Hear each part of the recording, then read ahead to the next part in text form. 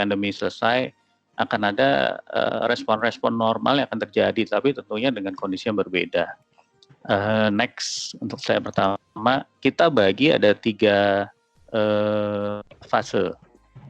Itu fase pertama, fase kedua, dan fase ketiga, di mana workplace eksperimen ini akan terjadi setelah COVID. Fase pertama itu dalam posisi awal, 2 bulan pertama. 2 bulan pertama hampir semua negara melakukan lockdown atau katakanlah pembatasan. Gitu. Dan kemudian di fase kedua, dalam 6 bulan, kita berharap pandemi sudah selesai dan kita akan balik ke kehidupan semula, balik kehidupan normal. Tapi seperti apa? New normalnya itu seperti apa? Kita akan mulai balik ke kantor, mulai berkegiatan. Nah, tapi seperti apa? Reokupansi, tapi tetap akan ada social distance. Nah, masuk ke fase ketiga nanti akan ada new format, restructuring business. Jadi workplace pun akan terkena ya, dalam properti spesifiknya ini kita bicara office, akan ada adjustment di sana. Ini yang asumsi yang kita estimate dari tim riset Asia Pasifik. Next. Nah, saya kasih sampel di 2 negara aja Asia Pasifik, yang paling dekat dengan kita lah, relatif hampir sama culture-nya, Singapura sama Kuala Lumpur. Singapura sih sebenarnya by nature market mereka sebenarnya untuk office sudah cukup challenging sampai di akhir 2008. Kita bisa lihat grafiknya antara rent sama vacancy ditambah sama COVID lagi awal tahun. Nah, untuk Kuala Lumpur agak sedikit berbeda. Dia sebenarnya sebelum COVID 2019 akhir menjelang 2020 tuh sudah ada peak. Tapi karena COVID di ujung, kita bisa lihat grafik hijau, dia ada turun lagi langsung tajam untuk vacancy. Nah, memang ini masih indikasi, tapi ini sebagai gambaran ya. Kalau policy, mereka melakukan hal yang sama di Malaysia, di Kuala Lumpur, dan di Singapura. Mereka lockdown, terus kemudian travel ban juga, fiscal support dan monetary dari pemerintah ada. Nah, tapi kalau di Malaysia, Kuala Lumpur, residensial sama komersial udah mulai kena efek nih. Nah, Singapura belum, karena residensial mereka rata-rata kan populasi density juga berbeda ya. Mereka nggak sebesar negara-negara Asia Tenggara yang lain, populasi dan density-nya. Nah, ini yang terjadi di sana. Nanti Jakarta akan dipresent sama Bu Sari. Nah, tetapi next yang akan terjadi secara globally itu adalah bagaimana new normal ini akan berefek pada kita khususnya di sektor properti dan office. Kita akan masuk ke kantor, tapi semua orang nanti pakai masker. Udah wajib kayaknya. Kalau zaman dulu pakai masker hanya di rumah sakit, bahkan mungkin hanya di ruang operasi ya. Nggak semua bagian pakai masker. Sekarang ke kantor harus pakai masker. Dan mungkin kita udah nggak ada salaman lagi. Nawasti atau hanya kasih salam aja. Terus kemudian pengumpulan masa seperti seminar tatap muka langsung kayaknya udah nggak ada. Ntar bakal banyak digantikan oleh web seminar via online. Nah, inilah yang akan terjadi ya. New normal habit ini akan terjadi. Nah, teknisnya gimana Jakarta dan office space itu sendiri? Nah, silakan Mbak Sari dilanjutin. Oke, terima kasih Pak Donan, Bu Hilda, terima kasih atas kehadirannya hari ini.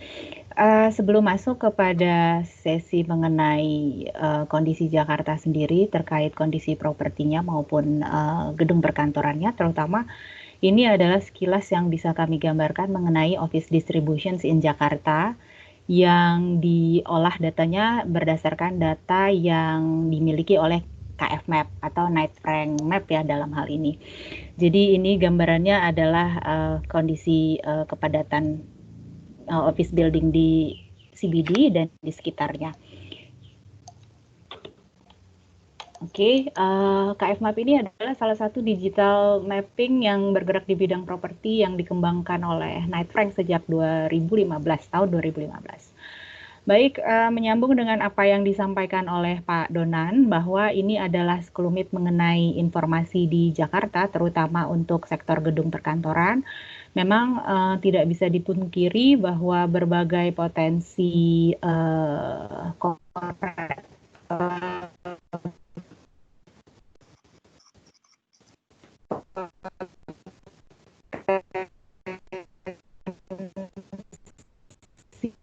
pertumbuhan dalam hal ini potensi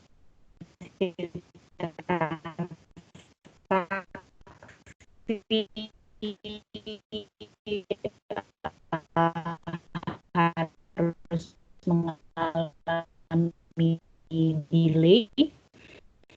Hal ini karena memang berbagai perusahaan dalam hal ini mencoba melakukan MC untuk melihat kondisi yang paling baik untuk bergerak, sehingga hal itu juga akan mengaruhi korelasi apa itu maupun akuntansi rate. Halo? Sar, bisa diulang ini slide ini di awal karena tadi putus-putus suaranya. Oh, I see. Dari sini? Ya, di slide ini aja. Oke. Ini gambaran distribution dari gedung perkantoran sendiri di Jakarta yang dikembangkan datanya oleh Knight Frank, dalam hal ini dalam bentuk platform KF Map yang dikembangkan sejak 2015. Mungkin nanti detailnya Pak Martin juga bisa berbagi tentang penggunaan dan manfaat KF Map sendiri. Kemudian ini kondisi yang menyambung dari apa yang disampaikan Pak Donan dalam kerangka global, saya coba menyampaikan dalam kerangka mikro bahwa memang di Jakarta sendiri untuk sektor gedung perkantoran, berbagai inquiry atau berbagai potensi transaksi terpaksa harus mengalami penundaan karena memang kondisinya para perusahaan melakukan wait and see atas proses-proses yang telah direncanakan sebelum ini. Dan memang kalau kita lihat ratanya secara umum diprediksikan bahwa apakah itu sewa ataupun vakansinya relatif akan cenderung stagnan. Dan juga kemungkinan akan ada potensi-potensi yang mengkoreksi atas kondisi yang ada saat ini. Kemudian juga untuk kebijakan terkait residensial dan komersial, seperti kita tahu bahwa dari stimulus yang telah digulirkan oleh pemerintah sejak akhir Februari sampai April kemarin, awal Mei maksud saya, bahwa memang tidak ada yang secara langsung memberikan stimulus terkait sektor gedung perkantoran atau komersial. Meskipun mungkin kalau di residensial cukup ada di stimulus 1, alokasi sekitar 1,5 triliun ya untuk insentif perumahan. Ini data sekelumit tentang kondisi di Jakarta bahwa memang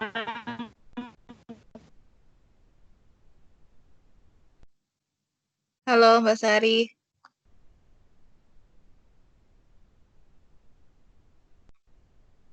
Halo. Wah, mulai lagi dia. Mbak Sari. Kerugian sekitar, ya udah muncul lagi kan? Iya, iya. Mungkin bisa diulang lagi Mbak untuk slide-nya. Ya. Ya, jadi dari apa yang kita alami di Jakarta yang diawali sejak akhir Maret melalui pemberlakuan PSBB seperti yang kita tahu 2 minggu berjalan, itu banyak para pengamat memprediksikan bahwa akan ada kerugian yang mungkin kisarannya sampai 150 triliun karena Jakarta adalah pusat dari kegiatan yang mungkin menyerap lebih dari 50% kegiatan perekonomian di Indonesia.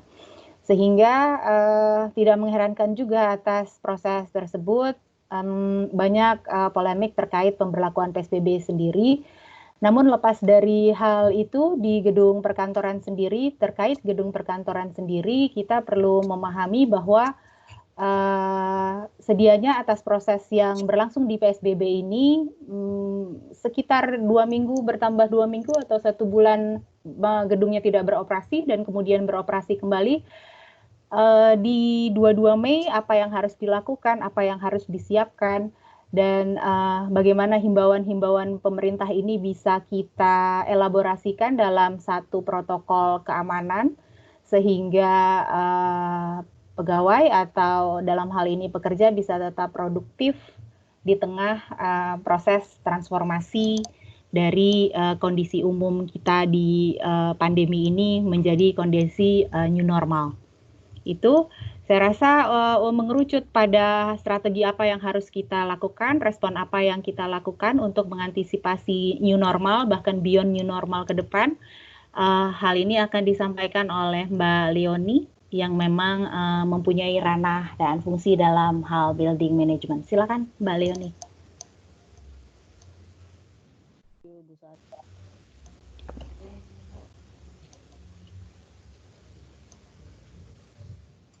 Topik untuk office resizing ini kita lihat kan mungkin jadi salah satu sekarang opsi yang para pelaku bisnis lihat, karena kan krisis ini sudah hit hampir semua sektor bisnis, mungkin hanya beberapa yang masih survive, dan jadi banyak konsentrasi mereka kan untuk cost saving, gimana biar bisa ngurangin, terus bisa jadi salah satunya kan pakai kecilin aja kantornya.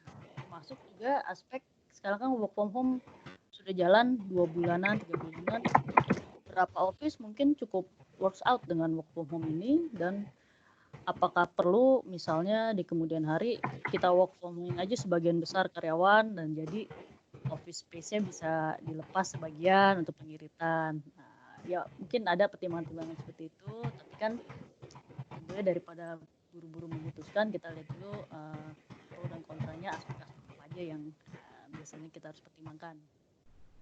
Ini saya coba bagi dalam 4 poin utama. Jadi kepadatan kantornya sendiri, business culture dan company culture-nya, lalu implikasi cost-nya seefektif apa sih pengurangan real estate ini terhadap bisnis, lalu juga dari lease agreement antara si penyewa office dengan pemilik gedungnya. Density kan kita tahu sendiri, setelah nanti kantor boleh beroperasi pun social distancing tetap harus diterapkan. Kalau Mbak Hilda tahu kan sekarang kantor idealnya sih kalau rule of thumb dulu 1 orang 10 meter persegi, jadi 1:10. Sekarang bahkan 1:8 pun sudah dianggap cukup wajar sebenarnya, masih nyaman. Ya. Jadi makin ke sini office justru makin padat, apalagi kalau kita lihat coworking, bahkan lebih density-nya lebih tinggi lagi. Tapi setelah nanti masuk, mungkin kita ada PSBB, social distancing, justru mungkin ini yang kembali harus jadi consideration antar staff. Jarak idealnya sekarang kan oleh WHO, oleh negara diminta ideally 6 feet kalau di luar negeri atau 2 meter kalau di Indonesia. Jadi mungkin itu juga harus dipertimbangkan. Dengan mengecilkan floor plate kan bisa jadi ini mempengaruhi juga tuh karyawan. Juga bagaimana untuk perilaku kesehatannya sendiri terhadap HSE-nya, apakah dengan dikecilkan kantornya ada efek langsung ke safety selama ini yang harus dikompromis dengan pengurangan ukuran kantor ini. Juga mungkin kita bisa lihat dari bisnis culture-nya sendiri. Jadi ke masa depan ini prediksinya gimana sih bisnis-bisnis masing-masing orang ini? Apakah jangan-jangan kita sekarang untuk short term memikirkan untuk kita kurangi floor plate-nya, tapi ke depan dalam 1-2 tahun bisa kembali take up lagi bisnisnya, jadi kan agak redundant pekerjaannya, kita udah kurangi, nanti di depan-depan jangan-jangan harus kita tambahkan lagi. Jadi prediksi bisnisnya ke depan dulu, corporate itu harus coba dulu rumuskan seperti apa ekspektasi mereka. Lalu juga aspek-aspek culture perusahaan sendiri yang kurang lebih akan hilang lah kalau kita WFO. Mungkin teman-teman juga udah ngerasain selama di kantor dengan kerja di rumah kan agak ada yang hilang ya, social interaction-nya hilang, kolaborasi hilang, lalu juga office itu kan sebagai sarana untuk kita bisa tukar ideas atau ketemu colleagues. Nah, itu kalau dibuat jadi mostly WFH, Mungkin ini yang akan missing dari culture company ini. Juga effectiveness-nya juga masih dipertanyakan WFH versus WFO ini.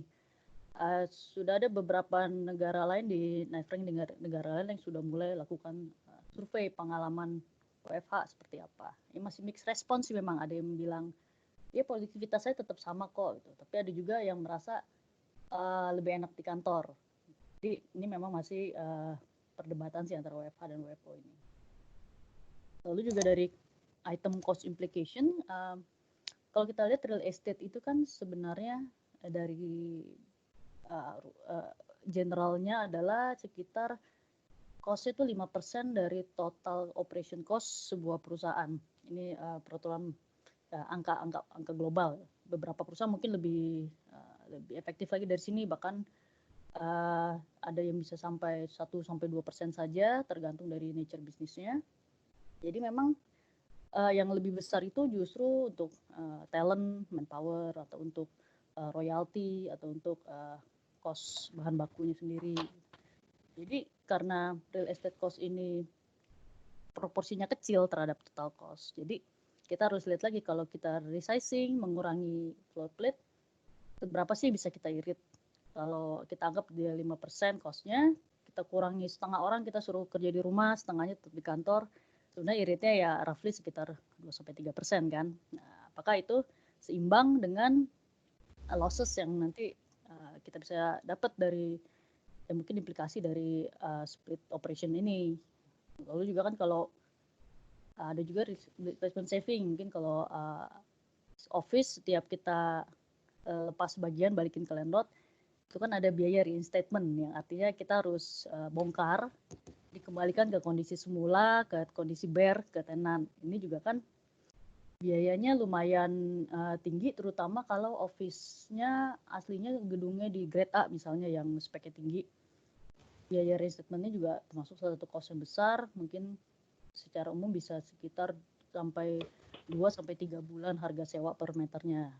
Ini juga kan harus dihitung-hitung ulang seberapa implikasinya sih dari cost ini. Kita harus lihat lease agreement-nya.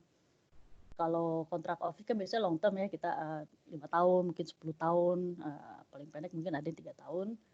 Ini kan juga tidak semua kontrak se-fleksibel itu. Biasanya landlord akan melihat berapa sih area yang mau disewa, apakah big tenant atau small tenant, jadi masing-masing fleksibilitasnya akan beda. Mungkin nggak semua tenant di kontraknya bisa ada klausul untuk pengurangan space di tengah-tengah jalan.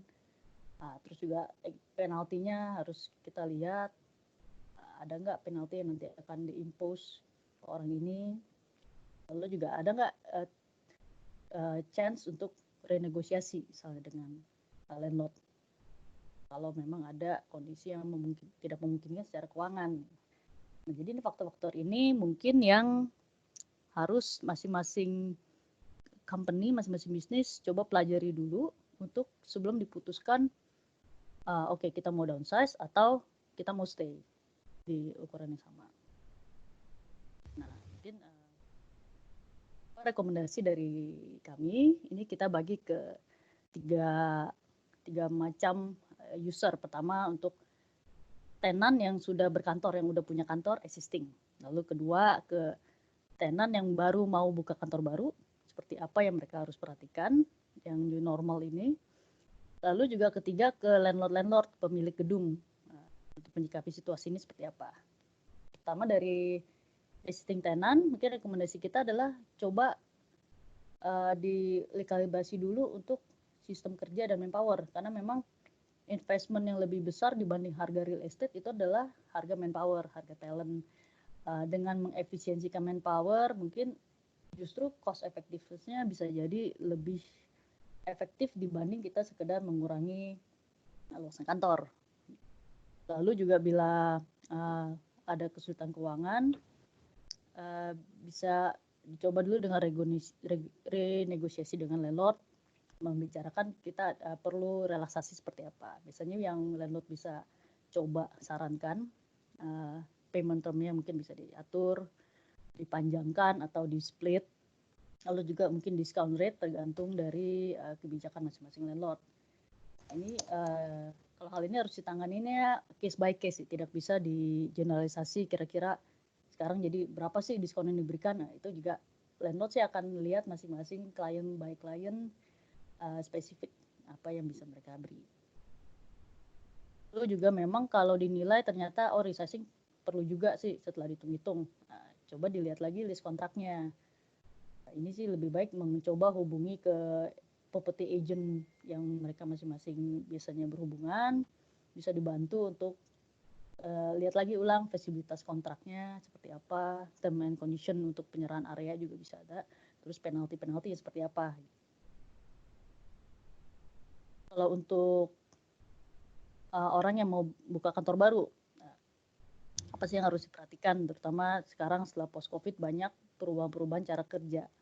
Jadi pertama mungkin saran kami lakukan dulu untuk workplace strategic planning. Nah, ini salah satu service yang biasa kami lakukan juga untuk klien-klien yang besar, yang corporate. Jadi kita lihat behavior mereka misalnya dalam penggunaan pro meeting, dalam interaksi antar divisi. Jadi kita bisa tahu secara efektif peletakannya, layoutnya yang cocok seperti apa dan kebutuhan ruangannya. Jadi biar tidak berlebihan karena kita kan lebih fokus ke efisiensi ruangan itu sendiri. Jadi common area space kalau kami lihat sih tren ke depan untuk lobby resepsionis kemungkinan akan lebih dibuat lebih mengecil juga untuk mengurangi crowd gathering. Jadi area-area penerimaan itu bisa jadi akan berkurang. Density dan distancing juga akan berubah. Jadi sudah ada beberapa trial untuk desain-desain office baru yang dibuat klasterisasi. Tiap satu klaster ada seperti marking ini jarak aman 2 meternya, ada yang dibuat dengan perubahan pola karpet, jadi orang bisa realize oh ini jarak social distancing yang harus saya terapkan. Ada berbagai-bagai feature sih. Lalu juga kita mesti lihat office ini nanti ke depannya lebih sebagai pilihan. Jadi bisnis itu nggak harus amat punya office. Bisa jadi mereka bekerja dari remote working atau mungkin selain mereka punya head office yang besar, bisa jadi dispersed small rooftops, lebih kecil terpisah-pisah. Jadi office ini lebih sebagai pilihan, bukan yang kewajiban. Dan bagaimana kita mendesain office ini lebih menarik, yang environmental basis supaya orang itu tertarik untuk tetap datang ke kantor, untuk mau commute dari rumahnya masing-masing datang ke kantor. Jadi mungkin definisi tempat kerja ini yang di masa depan bisa banyak lebih dinamis. Ya, itu juga berikutnya siapkan IT backbone karena remote working ini kemungkinan ke depannya akan terus berjalan. Jadi IT backbone yang kuat, cara mereka mengatur data dan sebagainya itu harus diperhitungkan juga. Terus juga memperhatikan ke aspek-aspek kesehatan, sirkulasi udara, sirkulasi natural lights-nya seperti apa. Karena kalau gedung kantor kan kebanyakan AC-nya sentral ya. Nah, AC sentral itu kan ada potensi-potensi udara yang diputar di dalam interior itu tidak sesehat udara fresh air. Jadi banyak sistem-sistem AC yang harus diperhatikan ulang, termasuk juga maintenance-nya seperti apa. Dan juga ada fitur untuk contactless feature seperti pintu yang nggak usah ada gagangnya, jadi kita bisa otomatis. Nah, itu kan juga meminimumkan sentuhan, kontak dan juga risiko penularan. Nah, ini tuh seperti yang saya sampaikan juga kita lebih fokus menciptakan environment, bukan sekedar kantor seperti definisi dulu-dulu. Jadi office itu tempat orang-orang yang bekerja ini ketemu, community, dan mereka bisa saling kolaborasi, bertukar ide. Karena kalau kerja desktop yang sendiri-sendiri itu kan sekarang terbukti kita di rumah pun juga bisa WFO. Jadi kenapa orang ke kantor? Karena mereka mau sharing ideas, mereka mau ketemu colleague, mereka ada yang mau didiskusikan. Gitu. Lalu juga gimana kita bisa attract talent-talent baru dan mereka mau untuk commute dari rumah ke kantor. Nah, bagaimana untuk pemilik gedung, landlord? Pertama, consideration-nya misalkan untuk ke client oriented, coba pahami klien-klien yang ada di gedung. Kalau mereka ada kesulitan keuangan karena kesulitan bisnis, kita coba lakukan approach dan discussion, karena kita lihat juga kalau tadi grafik-grafik yang disampaikan Bu Sari, Pak Donan kan rata-rata hampir terjun bebas ya untuk supply untuk demand office. Jadi mungkin kalau sampai tenannya downsizing atau tenannya pergi karena mereka cari yang lebih murah, agak sulit untuk mencari replacement tenant di masa-masa seperti ini. Jadi sarannya sih lebih baik coba diskusikan saja termin pembayaran misalnya yang lebih longgar, supaya sama-sama landlord dan penyewa ini bisa menemukan titik tengah. Lalu juga sebelum reaktivasi building, banyak hal yang harus diperhatikan oleh pemilik gedung. Seperti sekarang health dan hygiene-nya akan beda sistemnya dibandingkan dulu. Kalau dulu kita nggak pernah pakai disinfektan sesering ini, kalau sekarang mungkin 2 jam sekali di area-area umum, area-area tombol-tombol lift bahkan itu harus lebih sering. Jadi banyak checklist yang harus dikerjakan, dan kami sarankan juga mungkin bisa lakukan building check up, diperiksa dulu apakah sistem pengudaraan saya ini sehat. Kalau untuk nanti office saya running lagi dengan full occupancy, ada nggak sih kemungkinan jangan-jangan tenant saya udah pada masuk, terjadi lagi penularan second wave, itu kan yang mau kita cegah. Lalu juga perbaikan-perbaikan secara fisik maupun perilaku-perilaku tadi, kebersihan dan lain-lain. Jadi pada kesimpulannya sih memang banyak yang harus dipertimbangkan dulu sebelum memutuskan resizing office. Itu hal-hal kurang lebih tadi saya sampaikan. Dan mungkin kalau ada yang mau ditanya.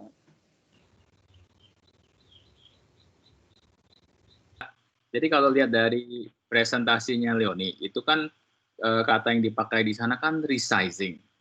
Nah, resizing ini definisinya ini sebenarnya agak luas. Jadi resizing itu nggak cuma ngecilin atau ngebesarin ukuran kantor, tapi juga redesign atau relayout. Jadi redesign maksudnya pola clustering di office space itu gimana? Misalnya mau per department kah atau dalam per tim kah? Nah itu kan kita bilangnya jadi kan redesign. Terus relayout. Nah, relayout itu misalnya tempat-tempat yang public space itu kita kecilin. Nah itu kan berarti kan relayout untuk mengakomodasi yaitu redesign clustering, terus juga pola-pola pembagian divisi atau timnya itu sendiri. Jadi memang kata resizing itu agak besar yang kita maksudkan itu. Jadi jangan kalau konotasi resizing kan maksudnya kecil, enggak. Maksudnya ada redesign juga ada relayout juga di situ. Gitu.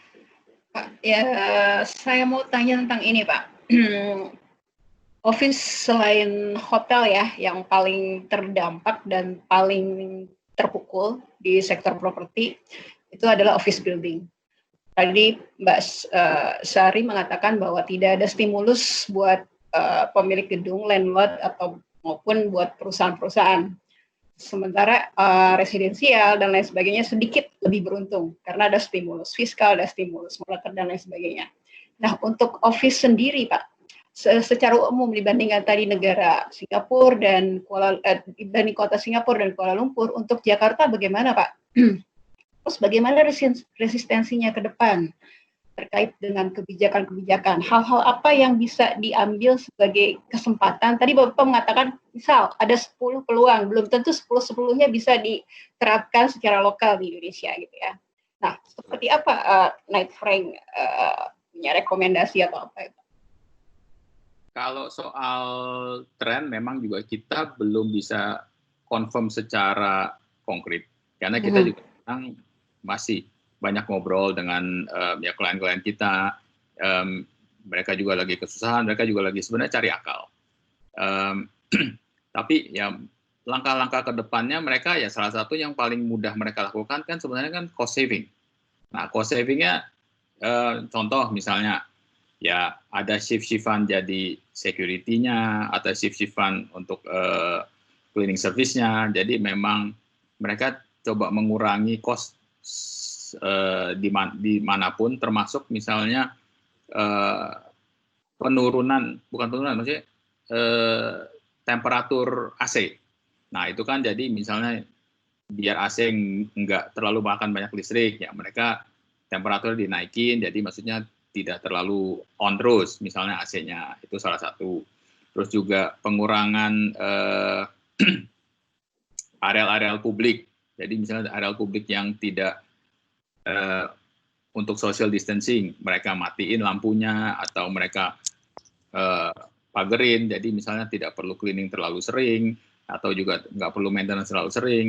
Nah, itu hal-hal kecil yang mereka lakukan sementara ini. Tapi memang untuk jangka panjangnya, balik lagi ke Leoni, ya pasti hubungannya ke tenant antara minta diskon atau minta rental turun.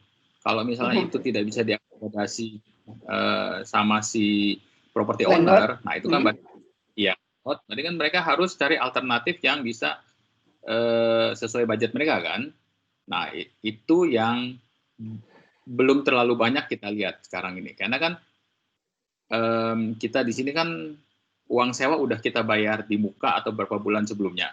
Jadi itu memang indikasi udah ada, tapi maksudnya seberapa konkret effort yang diputuskan itu memang kita belum lihat, karena si landlord ini juga mereka juga tahu, seperti Leoni bilang, kalau saya hilang tenant ini siapa lagi yang bisa masuk sekarang? Nah itu mereka banget gitu loh. Jadi mereka juga maksudnya ya si malakama lah, maksudnya mau rental tinggi nggak mungkin, tapi kalau mau rental rendah ya saya revenue berkurang. Tapi ya memang ini balancing act ya. Jadi maksudnya ya semua orang istilahnya mesti tahu diri lah, karena kan nggak bisa dikontrol kayak gini, semua orang kena efeknya gitu. Tapi memang jadi yang memang balancing act-nya ini yang akan kita lihat ke depannya ini lebih balancing di sisi landlord-nya atau lebih balancing di sisi tenant-nya, betul. Harusnya sih ya seimbang ya. Jadi misalnya tidak ada yang terlalu diberatkan lah gitu. Dari catatan Knight Frank hingga kuartal 1 atau sampai akhir April 2020 sudah ada relokasi tenant besar-besaran Pak dari office?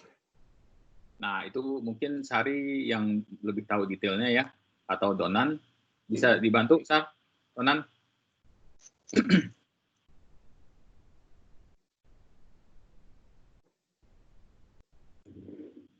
Ya, saya coba bantu sedikit ya, Mbak Hilda ya. Ya. Ya, jadi sebelumnya kita itu untuk office kita bagi 4.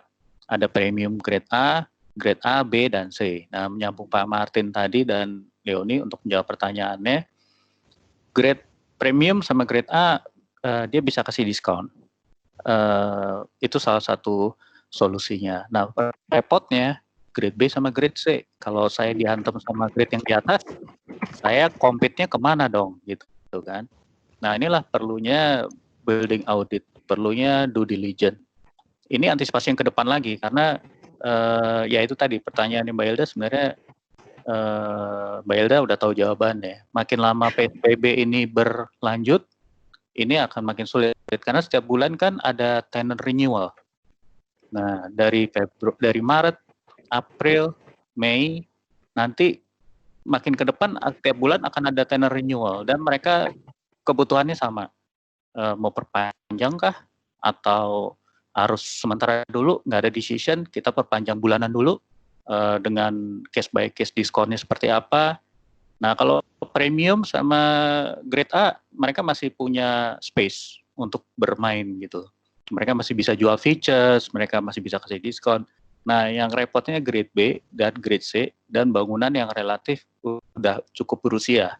Nah, di atas 10 tahun, itu mereka, saya mau lari kemana nih gitu. Nah, inilah perlunya building audit, perlunya due diligence. Kalau sampai ada perubahan shifting new normal, mereka harus melakukan sesuatu nih, nggak bisa diem aja. Itu sih Pak, Mbak, yang bisa saya tambahin. Jadi maksud saya belum ada data relokasi ya Pak ya? Relokasi tenan. Data relokasi indikasinya nanti Bu Sari mungkin bisa jawab. Sepertinya sih cenderung mereka holding dulu dalam hitungan bulan. Oke. Jadi perpanjang hitungan bulan ya kita nggak bikin decision deh, kita negosiasi hitungan bulan gitu. Tadi ada poin yang menarik juga. Nah, boleh ditambahkan? Ya, jadi kalau menyambung yang Donan bilang barusan, jadi memang grade A itu posisinya masih relatif aman dalam tanda kutip, artinya maksudnya yang tenan-tenan di sono pun juga pasti kan perusahaan MNC atau perusahaan besar lah, yang istilahnya itu cash reserve-nya itu masih lebih banyak ketimbang misalnya tenan-tenan yang di mungkin di gedung grade B atau grade C, bukan berarti mereka posisi financialnya lebih jelek ya, bukan. Tapi maksudnya mereka lebih mudah mengambil keputusan berdasarkan misalnya costing real estate-nya dibanding misalnya yang tenan-tenan di grade A lah gitu loh. Nah, kalau B grade C, nah itu yang mungkin kalau kita lihat akan lebih dinamis ke depannya. Dalam arti misalnya kalau pindah misalnya satu company semua hilang. Kalau yang di grade B mungkin ya sebagian divisi yang hilang, tapi nggak semuanya misalnya gitu loh. Nah, itu kalau kita ngomong besar-besaran, mungkin skalanya bisa di grade C duluan ya, yang kalau kita. Tapi balik lagi, itu masih kita lihat dalam ya mungkin di akhir H2 lah, baru mungkin lebih kelihatan. Kalau sekarang kan mungkin ya rental masih berjalan, jadi mereka juga masing-masing stuck dengan kontrak yang sekarang. Nah, itu yang kita lihat belum ada tanda-tanda yang maksudnya positif, maksudnya ini arahnya mau kemana gitu. Tapi potensi, karena mereka kan selalu bilang ya 2 bulan lagi udah kelar kali nih. PSBB diperpanjang terus. Nah, itu ya maksudnya, nah itu kan jadi gimana ya? Kalau pindah ini kan memang banyak faktor yang mesti dipertimbangkan kan. Nah, itu ya belum kita lihat secara konkret jadi tren atau enggak. Dan kita belum berani bilang misalnya akan begini, akan begitu. Nah, itu karena ini masih dinamis sekali. Gitu. Cuma maksudnya kalau kita ngomong secara umum, ya indikasinya bisa begini, bisa begini, bisa begini. Itu udah kelihatan. Tapi arahnya bakalan lebih banyak kemana, nah itu yang data-datanya belum ada. Jadi kita cuap-cuap di sini, tapi duktanya tidak mendukung, ya susah juga kan? Iya betul. Maaf, saya tambah sedikit kali ya, boleh ya? Boleh. Terkait pergerakan Tinan, karena memang kalau untuk untuk perkantoran ini kan dalam jangka panjang ya. Jadi pergerakan dalam hal ini masih bersifat silent movement lah ya, atau pergerakannya nggak terlalu tinggi dan nggak secara indikatif kita bisa melihat bahwa stagnasi masih ada dan mungkin akan decrease lah dalam hal ini. Tapi perlu kita tarik benang merah bahwa ketika proses-proses PSBB ini berlangsung, safety protokol harus ditegakkan. Kita sudah melihat bahwa di periode lalu banyak peralihan perkantoran menuju kepada gedung-gedung yang bersifat green building. Mungkin ke depan selain green building juga ada arah atau tren yang mengarah lebih kepada selain green juga akan mengarah kepada yang smart building. Jadi seperti yang Leonie sampaikan tadi, mengurangi sentuhan, mungkin dengan facility control-nya by remote yang seperti itu, yang sifatnya IoT atau Internet of Things ditinggikan fungsinya, itu akan jadi alternatif yang mungkin akan jadi pertimbangan ke depannya. Jadi tidak hanya green atau eco building yang memang dalam hal ini mempunyai nilai-nilai penghematan ya, baik itu listrik ataupun air, juga dalam hal ini akan dipertimbangkan juga fungsi-fungsi yang smart building gitu. Jadi yang align dengan fungsi-fungsi safety dalam hal ini. Ya, terima kasih Mbak Sari. Kembali ke Pak Martin, mungkin sekarang ini bukan waktunya untuk aksi atau to take action, relokasi atau apapun gitu Pak. Lebih kepada balancing ya Pak ya. Betul, betul. Tadi menarik juga Ibu Leonie mengatakan bahwa ada beberapa kasus bahwa nggak perlu amat sih berkantor di gedung atau gedung perkantoran, bisa di rumah dan lain sebagainya. Itu nanti akan menciptakan tren seperti apa dalam sektor perkantoran? Kalau co-working space itu kan sudah so yesterday ya. Ada yang baru nggak Pak? Oke, nanti sih kalau kita lihat Bu, ini memang office ini banyak yang sekarang jadi home office, terutama startup yang kecil-kecil baru. Biasanya mereka ya mulai kan nggak langsung dari kantor yang besar, jadi bisa remote working. Jadi kalau kerjanya mereka di bidang teknologi yang bahkan nggak usah ketemu muka pun bisa jadi bisa tetap jalan gitu kan. Ya, jadi kedepannya sih mungkin kalau saya lihat desain office akan lebih dinamis, bisa jadi malah cuma hot desk, jadi mereka cuma datang ke kantor hanya karena mau diskusi sama teman sebelahnya, diskus tanpa meja kerja yang ini meja saya, ini meja Pak Martin, seperti itu. Jadi hanya meja hot desk, setiap orang bisa pakai, jadi nggak harus headcount-nya persis seperti jumlah orangnya, karyawannya 80, mejanya nggak harus 80 gitu.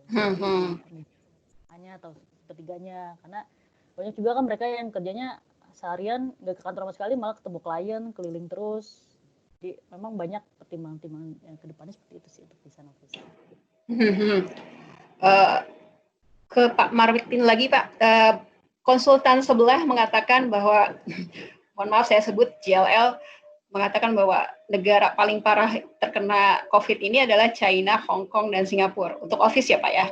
Bagaimana dengan Indonesia? Masih adakah peluang bagi Indonesia meskipun kita mengatakan bahwa belum ada kepastian dan Pak Jokowi sendiri bilang kita harus berdamai dengan COVID. Jadi bagaimana peluang Jakarta khususnya? Kalau kita lihat angka, memang negara-negara tetangga itu mereka mengatur cash flow itu kan mungkin lebih rigid ya. Dalam arti misalnya kita lihat dari angka inflasi mereka aja lah. Angka inflasi mereka itu rendah sekali. Jadi kalau mereka bisa cost saving sedikit aja 1-2% gitu, mereka itu pasti consider. Nah, sedang kita di sini yang maksudnya secara angka kita relevan lebih besar, dalam arti misalnya kita ngomong inflasi, kita juga angkanya lebih tinggi. Terus misalnya kita cost kita misalnya juga maksudnya lebih fleksibel. Nah, itu yang bikin misalnya kalau di sana naik 10 atau turunnya 10, kita mungkin di sini naiknya itu ya mungkin 5 atau 8. Atau kita di sini turunnya cuma 3 atau 4. Nah, itu yang kita bisa dibilang kita buffernya itu lebih banyak bumpernya dibanding misalnya negara-negara tetangga itu. Karena mereka ya terbiasa dengan operation yang efisien sekali. Nah, kalau kita kan maksudnya kita nggak perlu sampai misalnya pengurangan cost, dalam arti kita nggak perlu PHK, tapi kita potong gaji rame-rame misalnya. Tapi kalau di luar negeri itu udah sampai harus PHK untuk mengirit cost, karena mereka satu kantor misalnya cuma 5 orang. Kalau kita kan mungkin ya 20 orang, ya kita potong rame-rame misalnya. Nah, itu kan cost saving juga sebenarnya. Nah, hal-hal itu yang kalau saya lihat itu kita bisa toleransi dibanding negara-negara tetangga.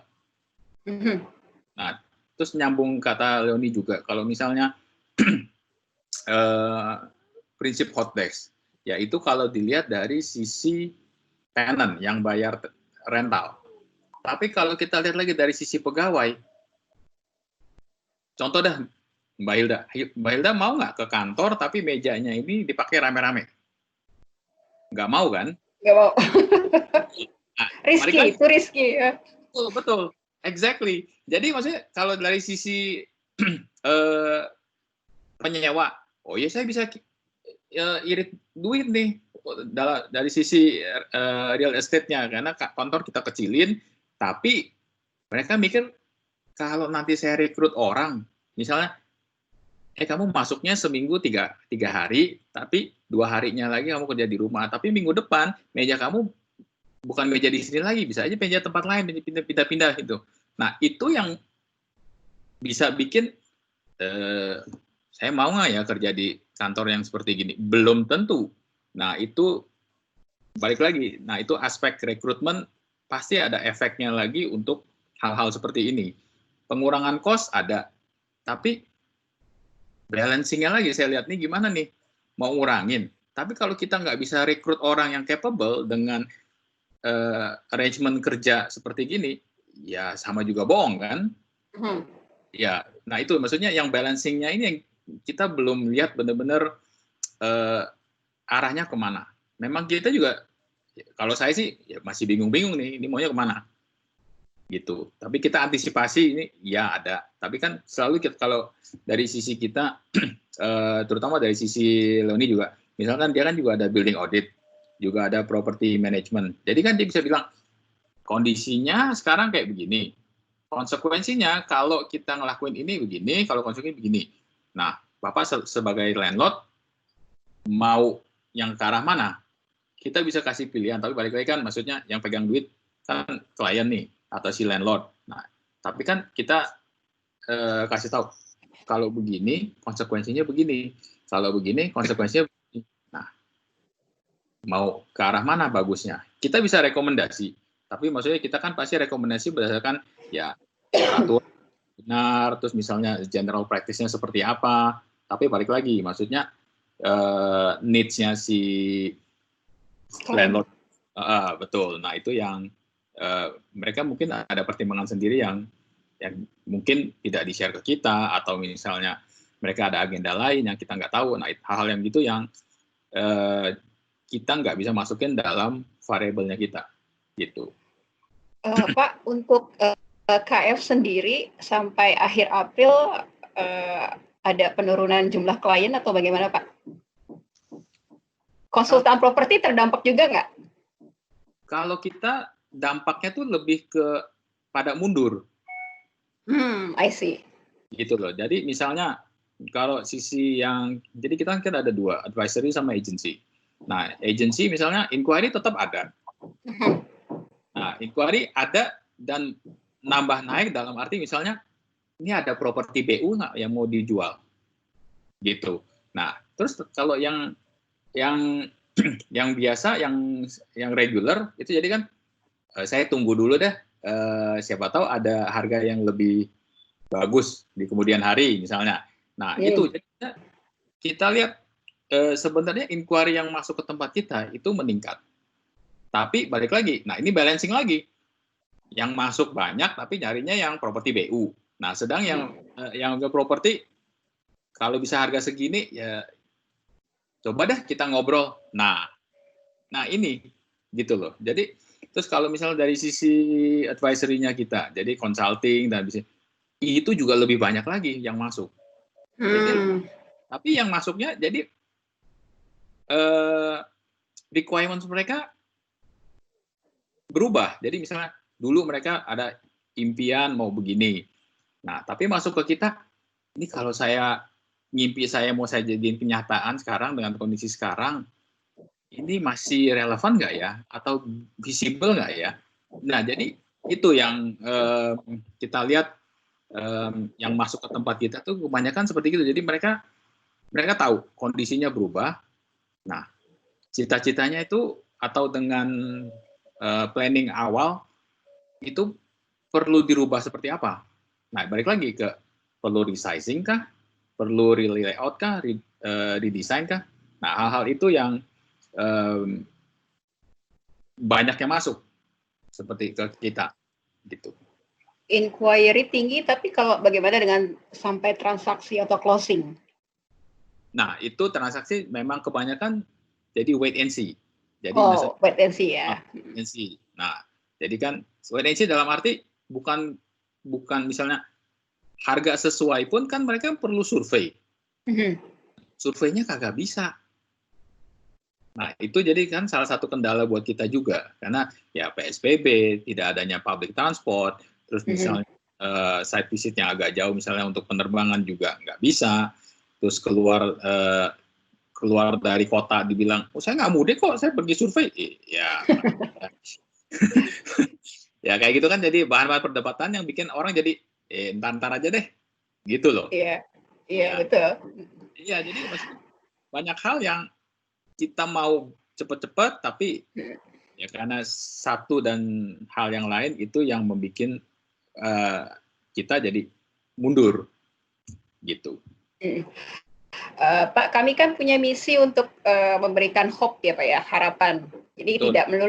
tidak melulu menulis berita yang seram-seram gitu ya, atau mematahkan semangat.